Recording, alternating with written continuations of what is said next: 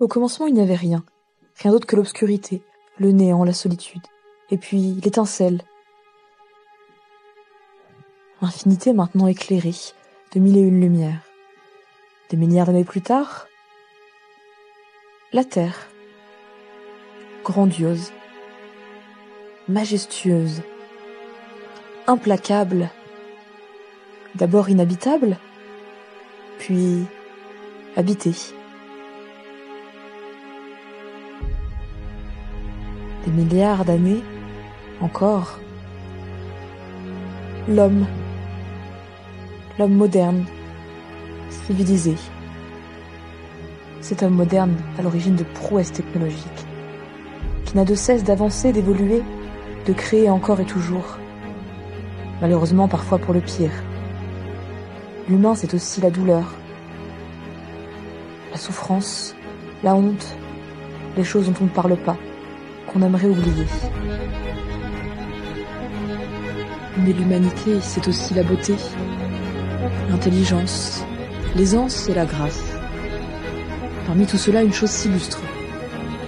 Une chose si belle, si profonde, qu'elle dépasse toutes les autres. C'est l'aboutissement de l'humanité. On doit cela à un peuple fier, un peuple libre, un peuple courageux, j'ai nommé les Belges. Qu'est-ce donc, vous demandez-vous? Pas, bien entendu, de Dickeneck. Une œuvre qui n'a pas d'égal. Ce monument, que les plus grands se plaisent à appeler la 7e merveille du monde, met en scène deux hommes, deux parangons de droiture et d'héroïsme. JC, notre premier protagoniste, est ce qu'on appelle un Dickeneck. Terme propre au pays de la frite, un Dickeneck est une grande gueule, un cogneur, quelqu'un qui n'a pas peur d'affirmer ses opinions haut et fort, en usant pour cela parfois de la force.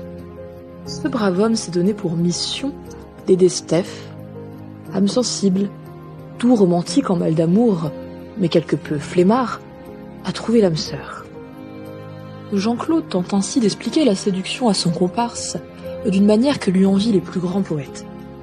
La drague, pour le citer, ça va du point A au point G. Lancés dans cette noble quête, ils rencontreront un florilège de personnages plus hauts en couleur les uns que les autres. Dickeneck, ce n'est pas qu'un film, c'est une philosophie, une aventure humaine, un mode de vie. C'est à l'humanité ce qu'est Laïsti à Clément, autrement dit sa raison d'être.